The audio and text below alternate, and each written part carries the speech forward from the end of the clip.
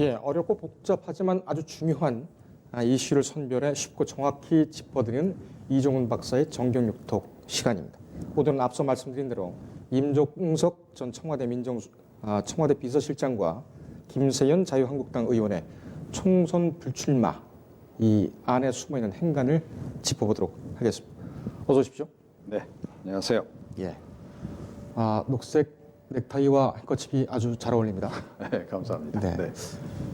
제가 이렇게 보면은 박사님께서는 이 시사 전문가들 중에서도 아주 베스트 드레서라는 그런 생각이 듭니다. 네, 감사합니다. 코디를 혹시 또 코디를 따로 두고 계시나요? 아니면 스타일리스트를 두고 계시나요? 아닙니다. 자가로 해결하고 있습니다. 자가면은 그러면은 부인께서 좀 도와주시고 저도 계신가요? 그렇고, 네. 예. 참 부럽다는 생각을 합니다. 예, 저는 맨날 감사합니다. 똑같은 옷으로. 네. 예. 어쨌든 임 전 실장 얘기부터 좀 해보죠. 종로 출마설이 상당히 좀 유력했었는데 네. 일단 페이스북에 나왔던 이 문헌적인 해석부터 좀 해보겠습니다. 제도권 정치를 떠나 통일운동에 매진하고 싶다.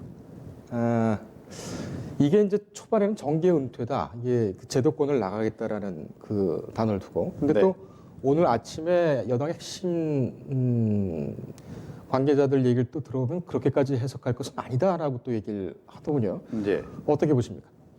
그러니까 저는 개인적으로 이거는 차기 정치 행보를 예고하고 있다라고 생각을 합니다. 예. 그러니까 서울시장으로 출마하거나 아니면 이제 차기 또는 차차기 대권 도전을 좀 염두에 둔 그런 포석이 아닌가 이런 생각이 좀 들고요. 예. 그러니까 종로로 이사를 하면서 종로 출마설이 굉장히 유력했었죠. 자, 그런데 이제 종로 쪽에 지금 정세균 전 의장이 과연 물러나 줄지 이 부분도 좀 의문인 데다가 쉽게 물러나지 않을 거다라는 얘기가 지금 지배적입니다. 또 이낙연 총리가 혹시 총선에 나오게 되면 이 지역으로 출마를 할 것이다. 그래서 이제 황교안 대표도 이쪽에 출마를 해서 서로 맞대결을 펼칠 것이다.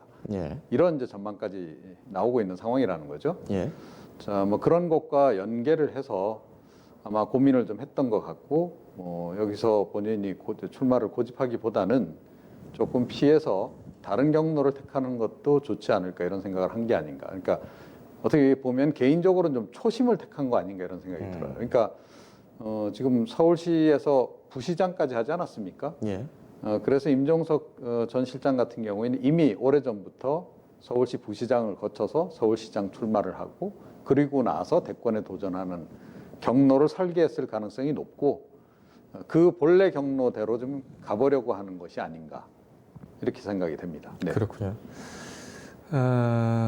정세균 전 의장이 양보해주지 않겠느냐 이런 얘기도 좀 많이 있었어요. 워낙 그 종로에서 또 오래 하셨던 분이고 세대 교체라는 그런 큰 흐름에서는 물려주는 것이 맞지 않겠느냐 이런 얘기도 있었고 네. 또 임종석 전 실장 같은 경우에는 전략적으로 어디에 꽂아놔도 당선될 것이다 이런 얘기도 좀 있었습니다만 그런 것은 좀 피하게 됐나 보죠.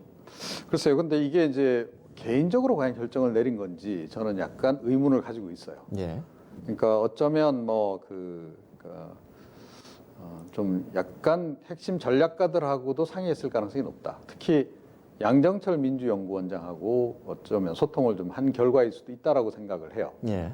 두 사람이 워낙 가깝기도 하고 사실은 이제 문재인 대통령의 대선 캠프, 그러니까 광흥창 팀의 임종석 비서실장을 데리고 온 사람도 양정철 원장이었다라는 거죠. 예. 그렇게 보면 양정철 원장이 지금 내년 총선 관련해서 전체적인 전략을 좀 짜가는 과정에서 어쩌면 이게 나온 그 결과일 수도 있다라는 생각이 좀 들어요. 네.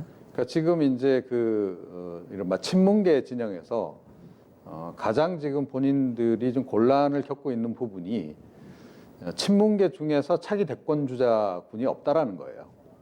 그러니까 다 지금 사실은 이제 좀 힘을 잃어간다는 거죠. 특히 그 여권 진영에서.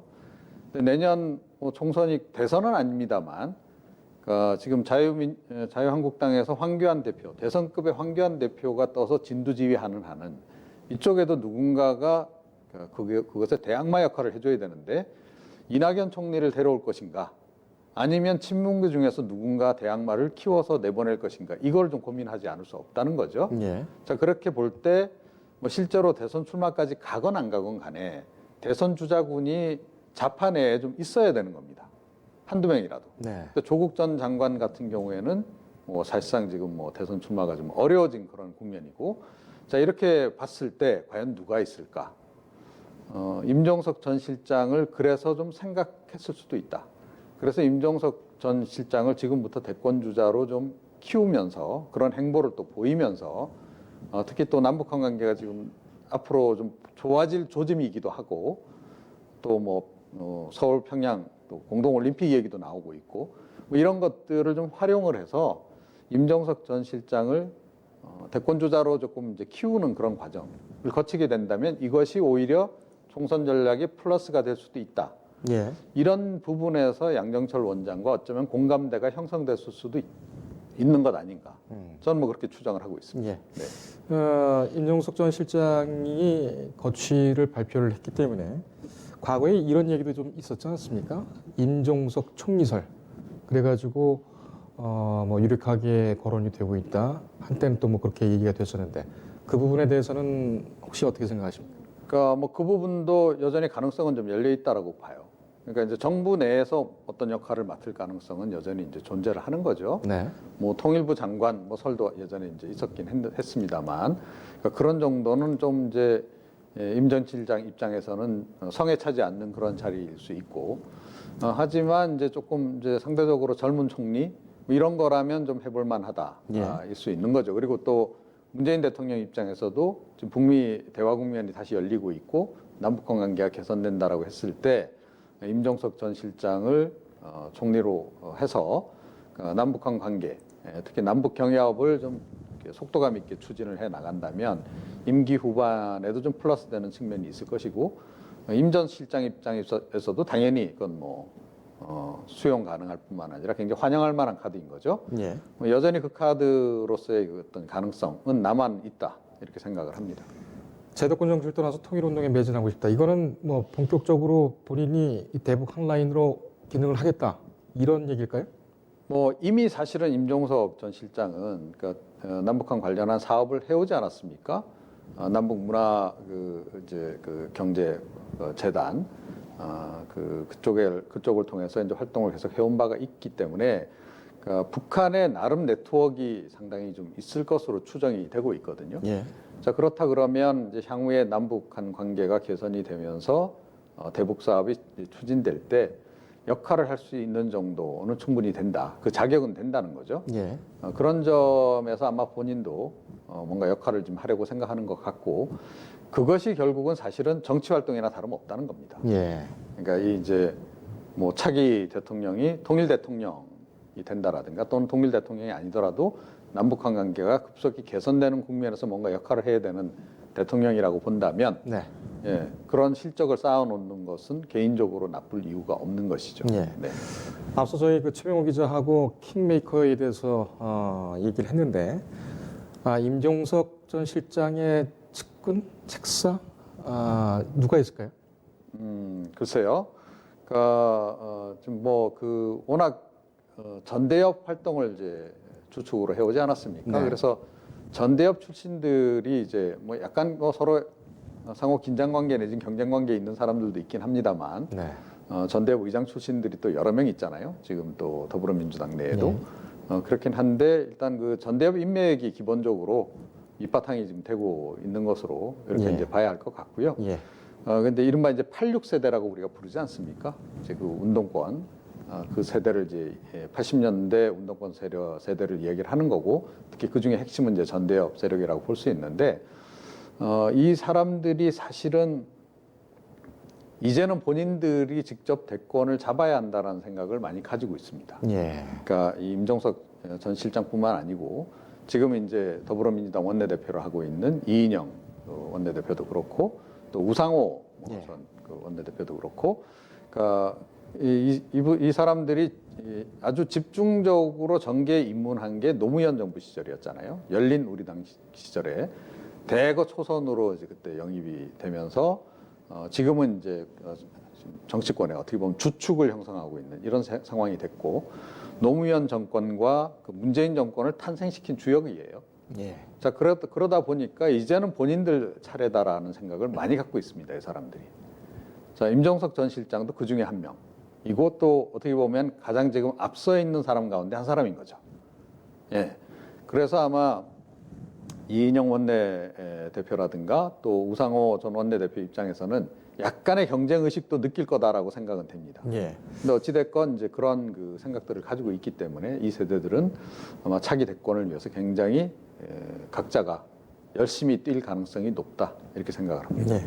또 정리를 해드리면은 임종석 전 실장의 총선 불출마 선언은 결국 차기 대선을 위한 포석이다 이렇게 차기 정치 행보를 위한 것이다라고 지금 보는 거죠. 저는. 예. 네.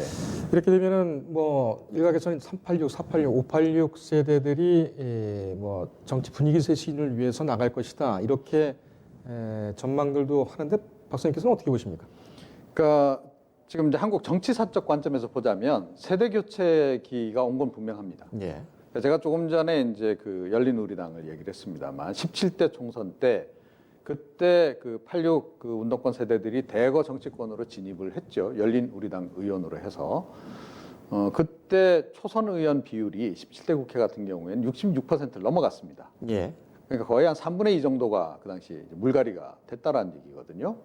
자, 그 세대가 이제 지금 이제 어떻게 보면 정치권의 주류를 이루고 있고 그런데 이 사람들도 최근에는 기득권 논란에 휩싸여 있는 상황이 돼버린 거죠. 예. 그래서 이 사람들은 워낙 이 정치 쪽으로는 활동을 많이 해왔고 또 그쪽으로는 이른바 촉이 잘 발달돼 있습니다. 예. 그래서 이제는 세대 교체 시기가 왔다라는 걸 아마 본인들도 직감을 할 겁니다.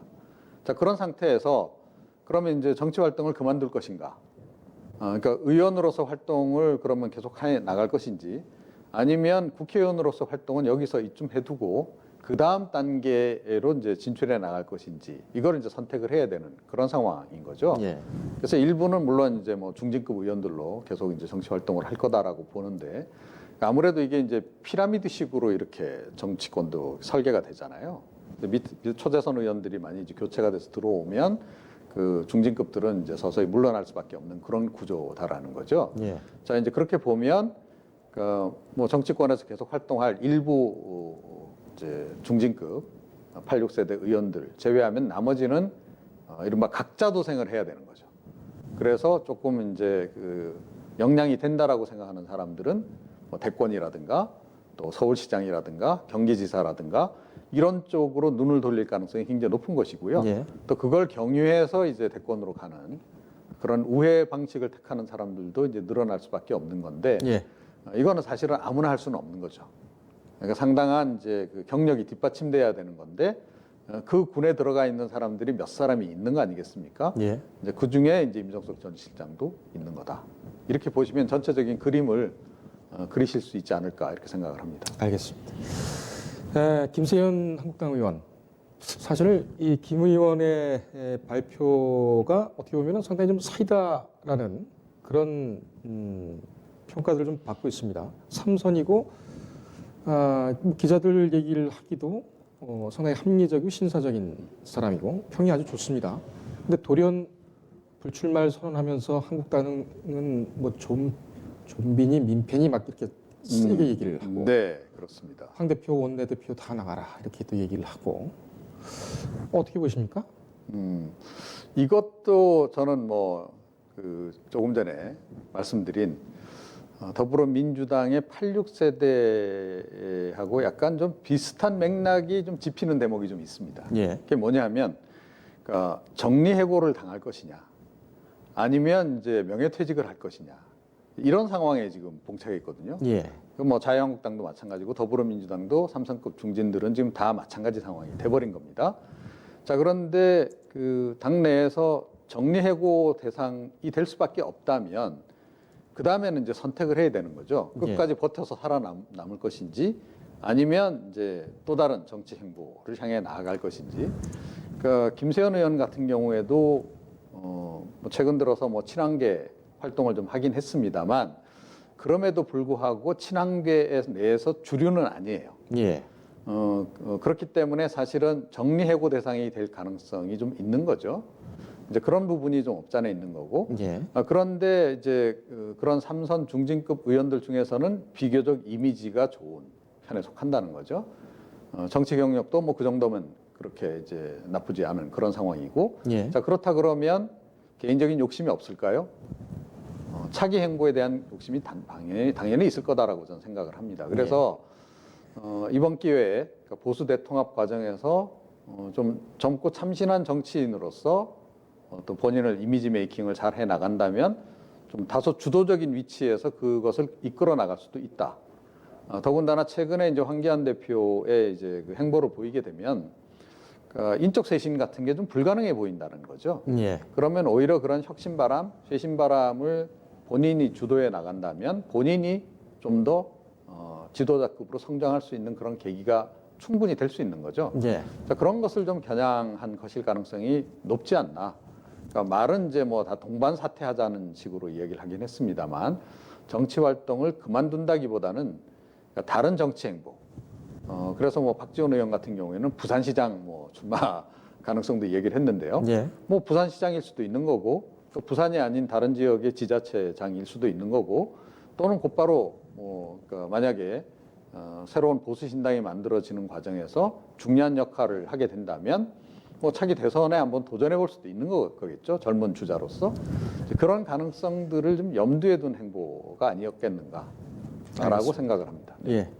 지금 뭐 최근에 나온 기사들을 보니까 존경한다 뭐 이런 반응도 있고요. 그 자유한국당의 한 중진 의원은 먹던 우물에 침 뱉고 도망간다 뭐 이런 얘기도 했군요. 이 기사를 보니까 좀 제각각인 것 같습니다만 하여간 김세현 의원의 그 용단은 가능성 있는 승부수를 던졌다 이렇게 정리가 될 수가 있겠네요. 네, 그렇습니다. 알겠습니다. 지금 뭐 애매한 것은 일단은 황 대표가 되는 것 같습니다. 의원직이 지금 없는 상황이고 나경원 원내대표 같은 경우에는 본인이 연임 의사를 하게 되면은 총선을 앞둔 상황에서 바뀔 것 같지는 않고 황 대표는 어떻게 될까요? 글쎄요. 우선 나경원 원내대표 임기가 이제 12월 11일까지인데요. 예. 과연 재신임을 받을 수 있을까? 그 부분은 좀 더 지켜봐야 한다라고 저는 생각을 합니다. 그러니까 나 원내대표는 이제 재신임을 위해서 지금 열심히 뛰고는 있는데 황교안 대표가 일단은 상당히 불편해하는 것 같아요. 너무 예. 이제 경쟁적인 행보를 많이 보이는 바람에 그런 상황이고 어찌됐건 지금 현재 당은 그 황 대표 체제로 운영이 되고 있고 최근에 이제 보수 대통합론을 얘기한 이후에 친박계에서도 친한계로 지금 이렇게 전향하는 사람들이 좀 늘어나고 있다라는 거죠. 새가 좀 이제 붙고 있는 중이다. 그런 상황이라고 본다면 사실은 나경원 원내대표의 재신임 이거 좀 예단하기 어렵다라고 저는 봅니다. 당장 나경원이 문제다. 재신임을 못 받을 가능성도 있고 친한계로 원내대표가 교체될 가능성도 굉장히 높지 않나 저는 그렇게 생각을 하고요. 예. 자, 그러면 이제 황교안 대표는 어떻게 할 것인가인데 오늘 이제 보니까 선을 딱 긋고 나왔더라고요. 총선 만약에 패배하면 그때 물러나겠다. 예. 그러니까 당분간 물러날 생각은 없다는 거 아니겠습니까? 본인 주도로 뭐 일단 이당 체제로 그대로 가고 본인 주도로 보수 대통합도 일단은 시도하겠다라는 거 아니겠습니까? 그게 예. 성사가 되든 안 되건. 자, 이제 그런 상황이기 때문에 자유한국당의 속성상 자유한국당은 생각보다 그렇게 변화를 잘 못하는 정당 아니겠습니까? 예. 그리고 이 피라미드 조직 구조에 굉장히 익숙한 분들이에요. 자, 그래서 그 문화 때문에 그냥 그대로 갈 가능성이 높지 않나 이렇게 생각합니다. 알겠습니다. 지금 뭐 총선 얘기를 하고 있고 또 뭐 대권 주자 얘기들도 나오고 있고 앞으로 5살이 남긴 했습니다만 조국 국면이 끝나는가 했더니 또 총선 국면으로 바로 흘러 들어가는 그런 상황입니다. 예, 오늘 말씀 여기까지 듣겠습니다. 감사합니다.